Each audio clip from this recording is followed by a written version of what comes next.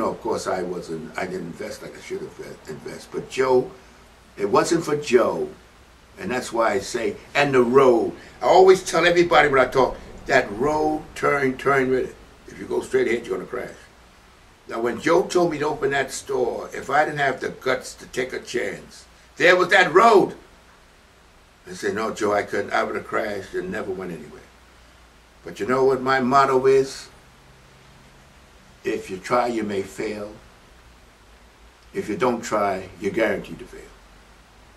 And I tell you, I was absolutely scared when Joe said open a business. And I had the confidence, he had such confidence in me. I love him for that. I mean, the man, I tell you, no father could have done more for me than him. I mean, he's the nucleus of my success in this business, the nucleus of it. Because he had this confidence. He had more confidence in me than I had myself. But he watched me, he knew me. He knew damn well, if he told me to do something, I'm going to go all out. He knew that. I never knew that going all out was going to be as profitable as it was. So I altogether had 4 stores in New York before I got divorced and moved to California. But the glory years was in New York. I was so cocky, I tell you, I couldn't believe that I had reached this point. But you know, you have to follow that road. It'll tell you. Sometimes it's strong and sometimes it's weak. But turn with the road. If you don't, you're going to crash. And I've always turned with the road. And right now, I never crash. I never crash. Right now, I'm old now. No, I hate that word. I'm a little years up in age, and I don't want to be. And this store is very demanding. The customers come in here and they want me to hold their hands. I like it. I like to inform. I like to help. It's my core. I love that. But the point is, because of Joe, I was able, because you know, nobody can give you drive. If you ain't got, nobody can give it to you. You gotta have it. And I don't understand. I never give up, because I tell you, I had not the slightest idea about business when Joe told me.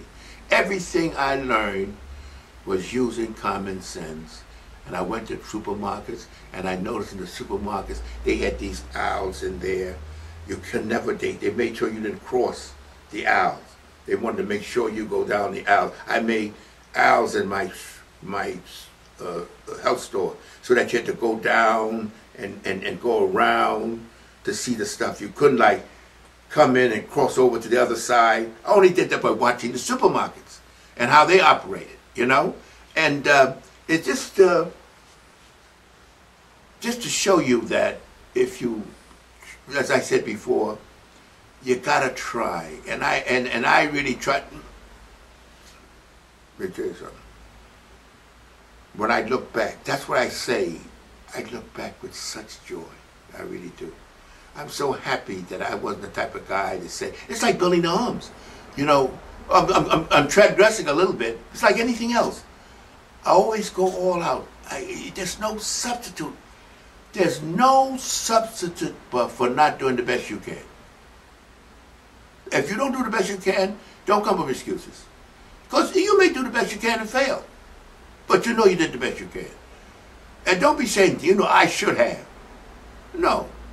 That's bullshit. That's a loser. You know? And I'm comfortable now. Now I don't have the change I should have had. That's the only part. I thought I'd always make big money.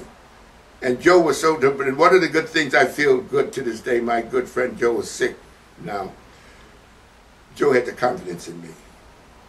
And that's the thing that made me feel good. I was so proud when Joe saw I had 4 stores at one time in New York. And boy, did I feel like a big shot.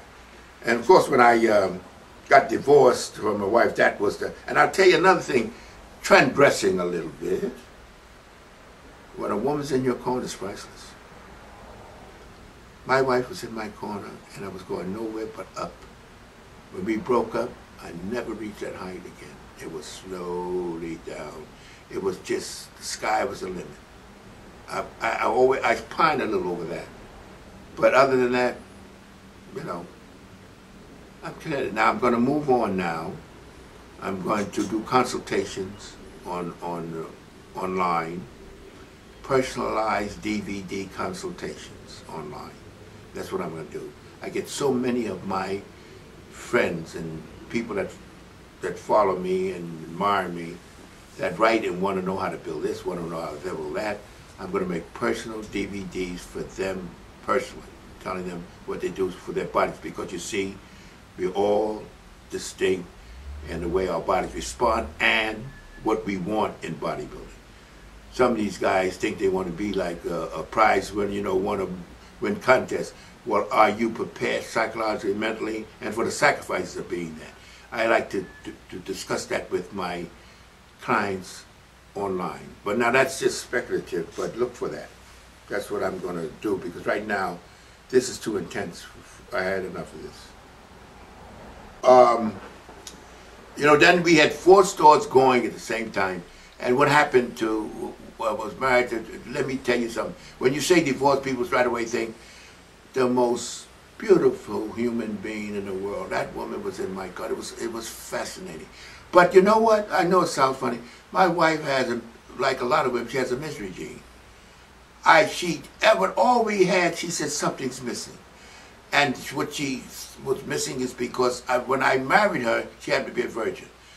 And my mother, which I didn't give a shit, to be honest, but my mother told me, I'll never forget my darling mother.